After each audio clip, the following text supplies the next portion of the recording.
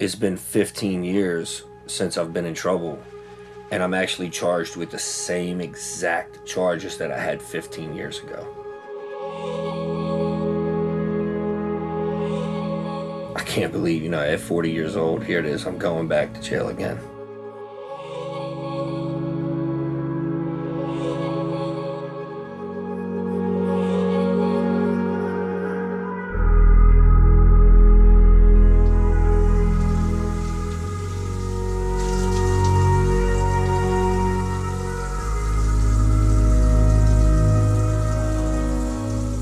When you're locked up, every CO expects to see you back. The judge tells you, I better not see you back in my courtroom, knowing that statistically, you're coming back.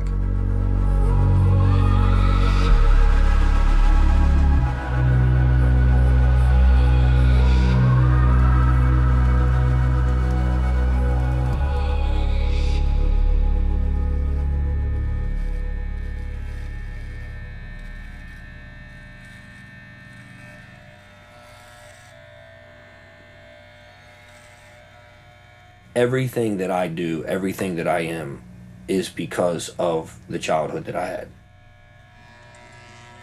My dad would come and go whenever he felt like it. I mean, he might be there today, he might not be back for a month. Right now I got a C in geometry. Oh, yeah? Yeah. I'm trying to bring it up though. How are you gonna make it a B? Guess I missed it when I was out. That's why you gotta go to school even when you're sick. Yeah, I know. You gotta make sure you keep up on your medicine, bud. Okay. Don't tell your mother at last minute, okay? Because then you won't have any, and then you'll be acting like a maniac. All right.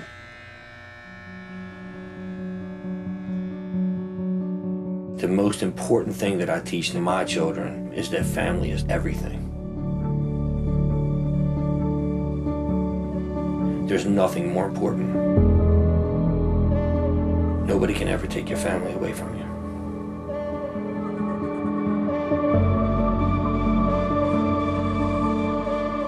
I met Jason back in 1994. I was 16. I think that he is a phenomenal dad.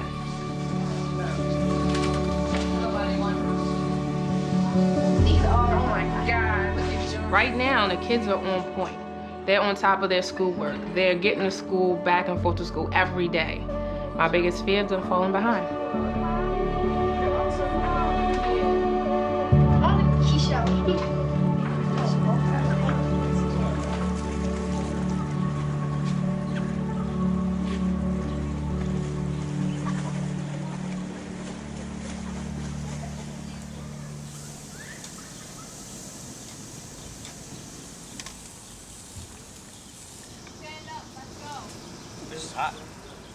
I sit my kids down, probably at least one or two of them, every day and have some sort of conversation about personal responsibility. Nobody ever helped me think about what I was gonna do in my future. And because of that, I lived in the moment. I want them to live in the moment, but planning for tomorrow, planning for the future.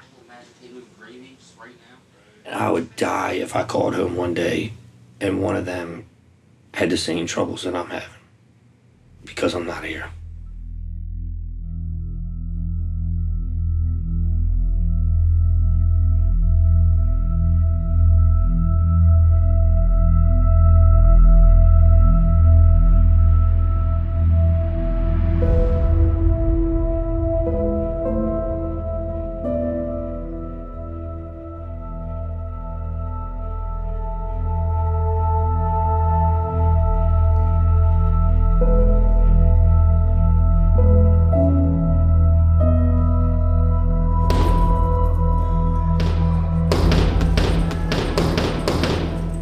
When a parent goes to prison, the first and very obvious result is that they're not there. Almost anything that a parent does makes it more likely that the child will do that. I've had several father and son cellmates, and they serve time together. Approximately 50% of people who come out of prison go back into prison. And I think that you'd have to be blind to not recognize that our system, in so many different ways, I don't know that I like to use the word broken, but it's certainly been.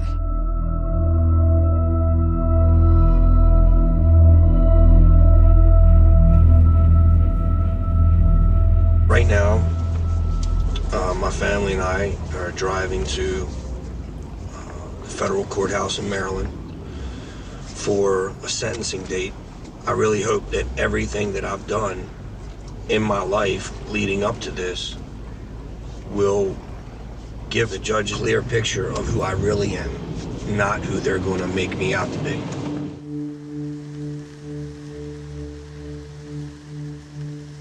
I try to get jobs at like Home Depot and other places, and you know, people want to pay me $8, $9 an hour.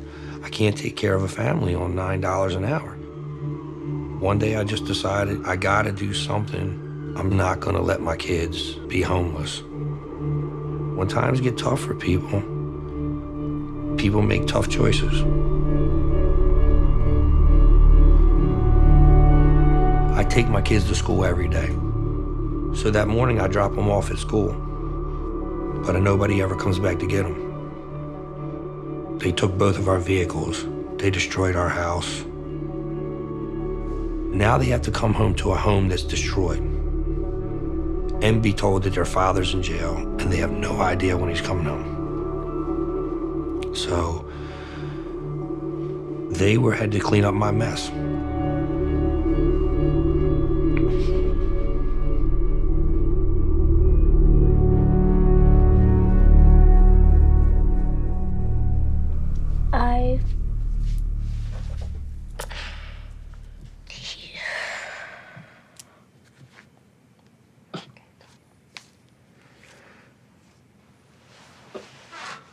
Well, we don't want him to leave, but it's like we're relieved about how long he has because he's not going to be gone as long as we thought he would.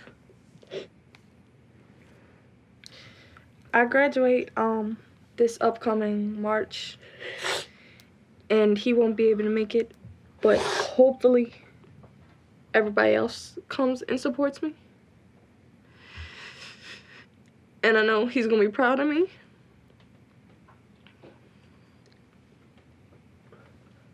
You know, my sister Giselle graduating is like my dad not being able to be there for her to see it is it means a lot to us to see how proud our dad is of us. Cause he's so amazing. And we're all family. And nothing can tear us apart at this point. And that's what I don't want him to go, because he brought us together for a reason.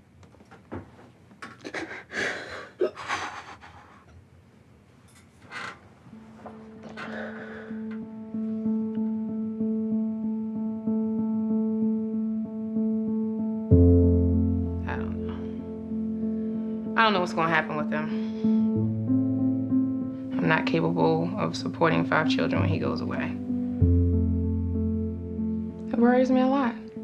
But I'm hoping, because of this experience they're going through now with their father, and they see the outcome of it, that they'll make better choices. Yo, come on, let's go. Time to get up, let's go. Devin, shake him. It was never about fame and glory to me. TV, movies make this life seem glamorous. There's nothing glamorous about watching over your shoulder all the time, worried about being arrested all the time. If you did it wrong, there's only one outcome in the end. Nobody rides off into the sunset with a bag of money. It just doesn't happen.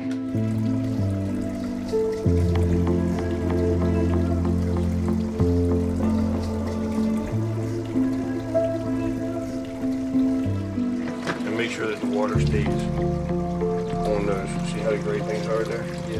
The water has to stay there. Okay.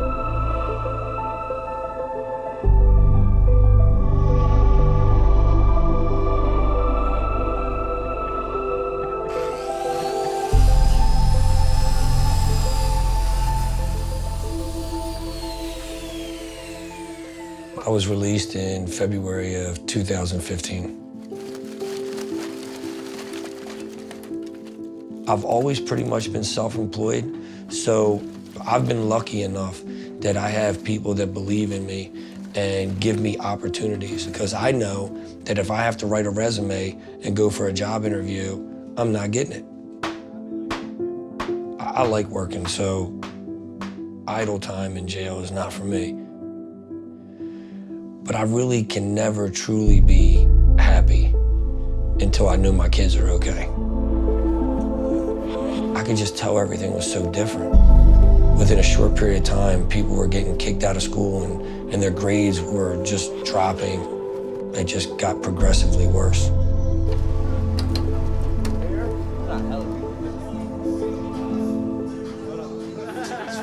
Fuck yeah, about everybody's a drug dealer. Almost everybody is, yeah. Whether it's just selling a dime bag in the park, it doesn't matter. Everybody's trying to make some type of money. I really don't see myself going to college and getting a career where, you know what I'm saying, I'm fucking making $15, $20 an hour. I really don't. It doesn't seem as if it's realistic for a dude like me who lives in Dunlop. Like, you see the stuff that we do on a daily basis, and it's nothing like something somebody successful would do. My dad wasn't there. I kind of met all these people, and they kind of made me feel wanted. It might have been bad shit that we were getting into, but we did it together. That was all that mattered. We're just a big family trying to make it out together.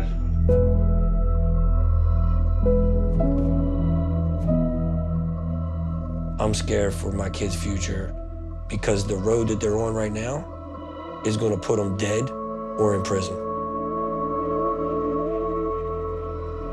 I would love to be close for my siblings. I just feel as if the paths they've chosen and the decisions they've made aren't beneficial. And though I love them, I feel as if being around them more is gonna put us all in a bad place instead of some of us actually being successful. I dropped out of school. I had a bad attitude. I didn't really want to be there. I didn't want to be around people. I was just really negative, and I wasn't thinking about bettering my future. I was just thinking about me being mad at the time. I don't have any long-term goals because I'm like trying to deal with right now, pretty much. well, everybody except for Jason failed last year, and either got kicked out of school or dropped out. So, I mean, honestly, nothing came positive of us making our own decisions and doing what we wanted.